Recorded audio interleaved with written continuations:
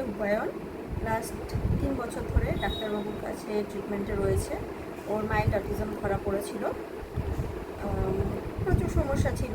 ও সারাদিন জেদ করতো, কথা বলতে পারতো না, এবং মা ছাড়া অন্য কারো কাছে যেতেও চাইতো না, চিনতেও না, খেতে চাইতো না, টয়লেট পটি এগুলো কিছু বলতে পারতো না। কিন্তু বর্তমানে এখন ও এই সমস্যাগুলো আর একটাও নেই। অনেক বেটার। এখন নর্মাল স্কুলে যাচ্ছে, রেজাল্টও ঠিকঠাকই করছে। আর সময়ের সাথে সাথে যেভাবে পড়াশোনাটা শেখা দরকার সবটাই ও ক্যারি করতে পারছে। ড্রয়িং করছে খুব ভালো। আগে খেলনা নিয়ে খেলতে চাইতো না, এখন খেলনা নিয়ে খেলছে, অন্যদের সাথে মিশছে, ইন্টারাক্ট করছে। হ্যাঁ, কিছু কিছু সমস্যা রয়েছে, আশা করছি সময়ের সাথে সাথে ঠিক হয়ে যাবে ডাক্তারবাবুর ট্রিটমেন্টে থাকলে।